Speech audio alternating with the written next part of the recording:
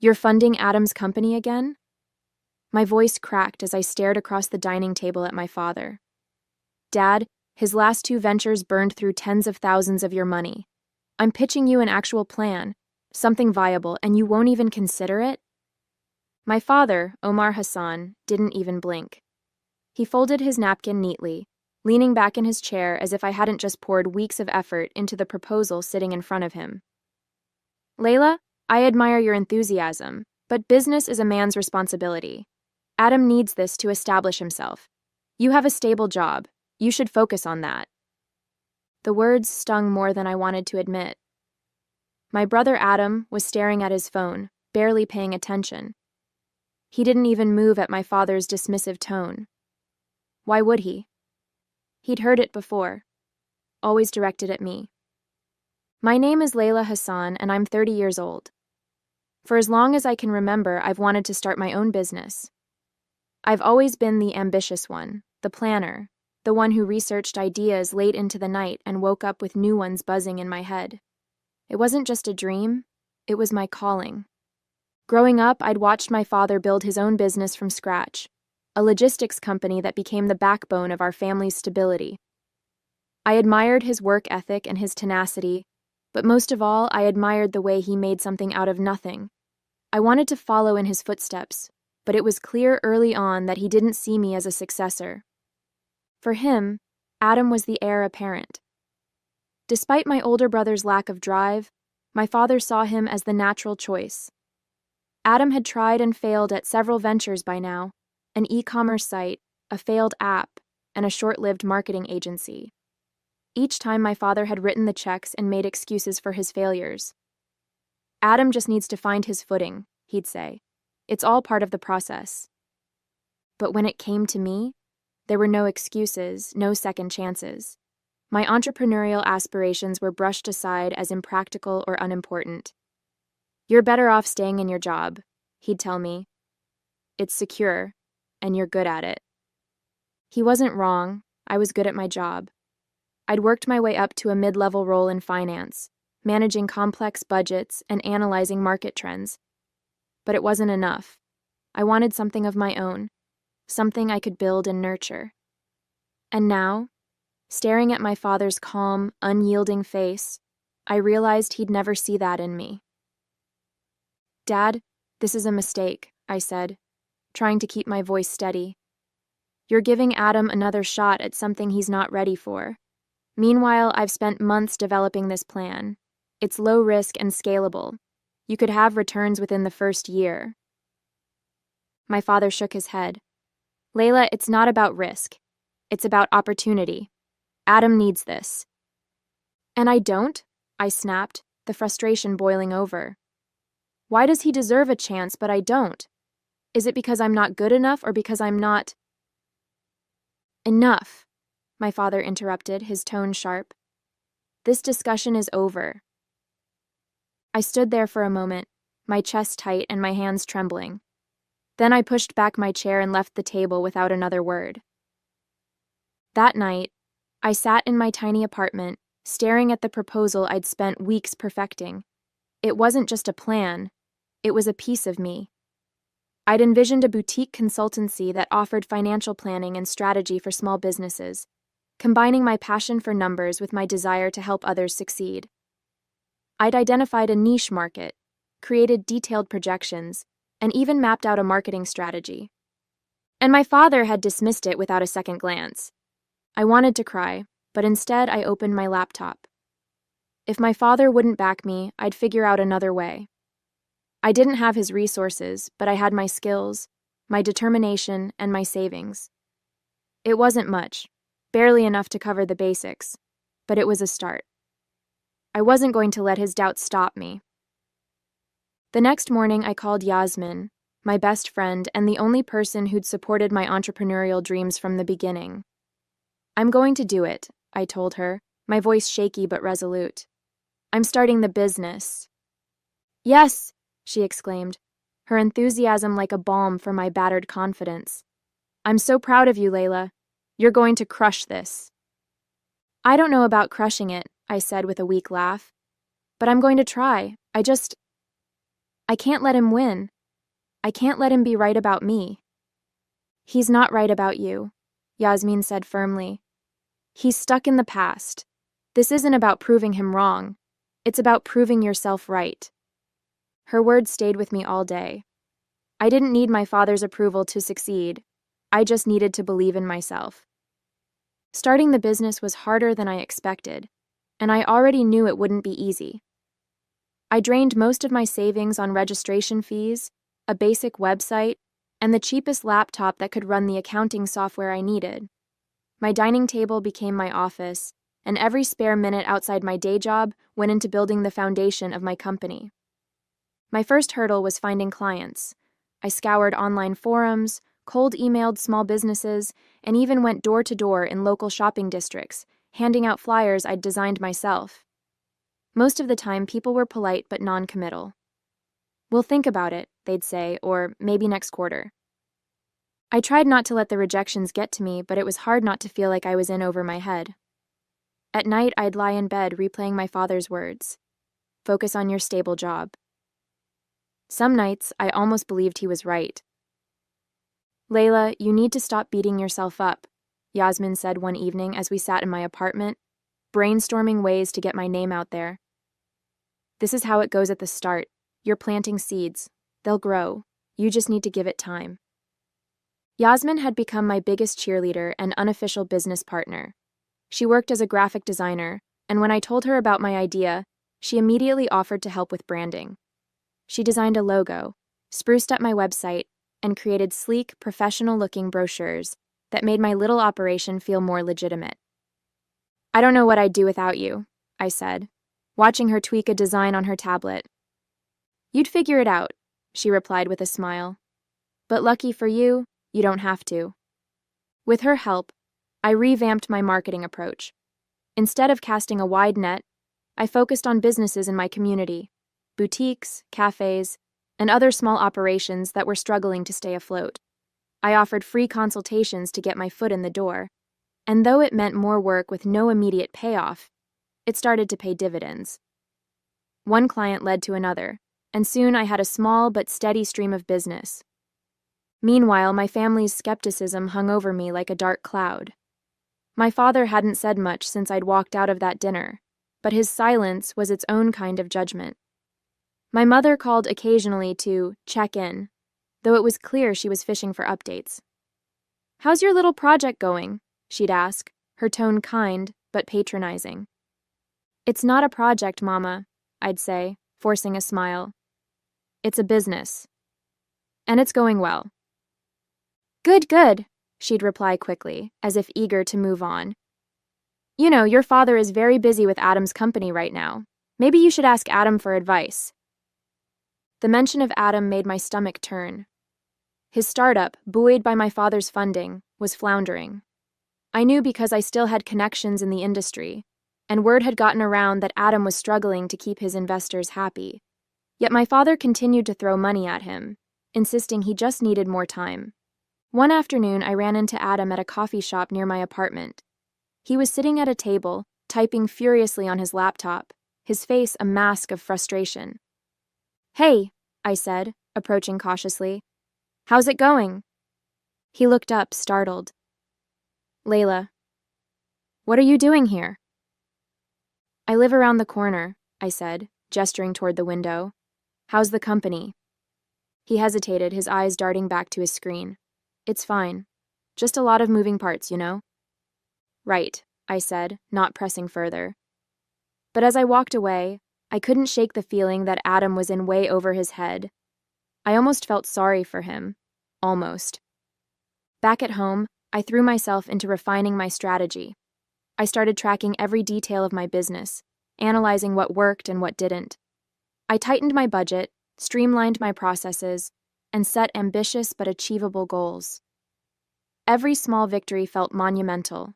The first client to recommend me to someone else. The first month I made enough profit to cover my rent. Each step forward proved to me that I was capable, even if my father couldn't see it. One evening, Yasmin and I celebrated my first big milestone, landing a contract with a local chain of bakeries to manage their finances and payroll. "This is it, Layla," she said. clinking her soda can against mine. "This is your breakthrough." "It's a start," I said with a smile, though my heart swelled with pride. For the first time, I felt like I was gaining real momentum. Despite the progress, setbacks still came. A potential client ghosted me after weeks of negotiations. Another dropped my services after deciding to hire an in-house team. Each time, I felt the sting of rejection, but I refused to let it derail me. Instead, I leaned on Yasmin and reminded myself why I'd started this journey in the first place. "I'm not doing this to prove my father wrong," I said during one of our late-night planning sessions. "At least, not entirely. I'm doing this because I believe in it. I believe in me. And that," Yasmin said, pointing at me with her pen, "is why you're going to make it." The turning point came 6 months after I launched my business.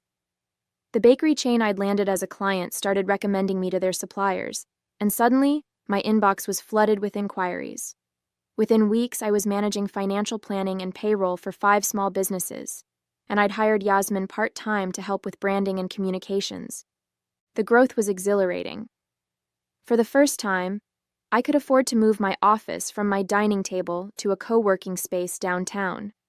It wasn't fancy, but it felt like a milestone, a tangible sign of how far I'd come. Every time I walked into that space, with its floor-to-ceiling windows and buzz of creativity, I felt proud. I built this, I'd remind myself. I made this happen. Meanwhile, the cracks in Adam's startup were becoming impossible to ignore. Rumors swirled about missed deadlines, unhappy investors, and internal chaos. My mother's calls became more frequent, her concern for Adam seeping into every conversation. "He's under so much pressure," she'd say, her voice heavy with worry. "Your father's doing everything he can to help him, but I don't know if it'll be enough." The collapse came fast. One morning, while I was meeting with a new client, my phone buzzed with a series of messages from a friend in the industry. "Have you heard? Adam's company is shutting down. Investors pulled out. Total mess. Your dad must be furious." By the time I got home that evening, the news had reached my parents. My mother called me, her voice a mixture of panic and resignation. "Layla, can you come over for dinner tonight? Your father wants to talk to you." I hesitated. Part of me wanted to decline, to avoid the inevitable drama, but a bigger part of me wanted to face them, to show my father that while Adam's venture had failed, I was thriving. When I arrived, the tension in the house was palpable. My father sat at the head of the table, his face lined with stress. My mother hovered nearby, setting plates on the table even though no one looked interested in eating. Adam was slouched in a chair, staring at his phone. "Layla," my father said as I took my seat, "we need to talk." I braced myself, expecting a lecture about family loyalty or an appeal to help Adam pick up the pieces. Instead, he surprised me. "I've been hearing about your business," he said, his tone measured. "You've built something impressive." For a moment, I couldn't speak. I'd waited so long to hear those words from him that I didn't know how to respond. "Thank you," I said finally, keeping my voice steady. "It hasn't been easy, but it's worth it." He nodded, his eyes flicking to Adam, who was still scrolling through his phone. Adam's company didn't work out. I thought I was helping him by giving him what he needed, but I see now that I wasn't helping either of you. I stared at him, hardly believing what I was hearing. "What do you mean?" "I underestimated you," he admitted, his gaze meeting mine. "I thought Adam needed my support more than you did. I was wrong. You've proven that." Adam finally looked up, his face a mixture of frustration and embarrassment. "Dad, this isn't about her," he said, his voice defensive. "My company didn't fail because of me. The investors—" "Enough, Adam," my father said sharply. "You're not a failure, but you weren't ready. Layla was." The room fell silent. I could see the weight of my father's words settling on Adam, and though part of me wanted to feel vindicated, I also felt a pang of empathy. I knew what it was like to feel dismissed, to struggle to prove yourself. The difference was I'd turned that struggle into fuel. "Layla," my father continued, his voice softer now, "I'm proud of you. I should have told you that sooner. You've shown me what it means to fight for something you believe in. I see that now." For years, I'd imagined this moment, my father finally acknowledging my worth, apologizing for overlooking me. I thought it would feel triumphant, like winning a long and brutal battle. But in that moment, I didn't feel like I'd won anything. I felt something deeper. Peace. "Thank you, Dad," I said, my voice steady. "I didn't do this to prove you wrong. I did it because I knew I could. And I hope now you can see that too." He nodded, his expression heavy with a mix of regret and pride. "I do," he said simply. That evening, as I left my parents' house, I felt a sense of closure I hadn't expected. My father's words couldn't undo the years of doubt, but they were a start. More importantly, they weren't the validation I needed anymore. I'd found that on my own. The weeks following that dinner were quieter than I expected. My father didn't bring up Adam's failed startup again, but the tension between them seemed to ease. Adam still carried the weight of disappointment, but he began asking me questions about my business, questions I never imagined he'd ask. One evening, he called me out of the blue. "Layla," he started, sounding hesitant, "how do you manage your client relationships? Like, what keeps them coming back?" I almost dropped my phone. "Are you asking for advice?" "Yeah," he admitted. "I mean, clearly you're doing something right. I don't want to make the same mistakes again." For a moment, I wasn't sure how to respond. Part of me wanted to bask in the irony, my brother, the golden child, asking me for guidance. But I could hear the sincerity in his voice, and it reminded me of how much I'd wanted that same validation not long ago. "It's about trust," I said finally. "You can have the best product or service in the world, but if your clients don't trust you to deliver, none of it matters. You have to show them you're invested in their success." "Huh," Adam said thoughtfully. "That makes sense. Thanks, Layla." The call ended, but it stayed with me. Adam's humility, though tentative, was a sign of growth I hadn't expected. My father, too, began to change. He stopped referring to my business as a project and started asking real questions about my clients, my strategies, and my long-term goals. He even offered to connect me with a few of his old contacts, though I politely declined. I wasn't ready to mix family and business again, not yet. Still, his support meant something. One afternoon, he visited my office for the first time. It was a modest co-working space, nothing like the sprawling headquarters he used to run, but he seemed genuinely impressed. "You've built something remarkable here," he said, looking around. "I'm proud of you, Layla." I smiled, the words warming a part of me I hadn't realized was still tender. "Thank you, Dad. That means a lot." But the biggest change was within me. For years, I'd tied my worth to my father's approval, waiting for him to see me as capable.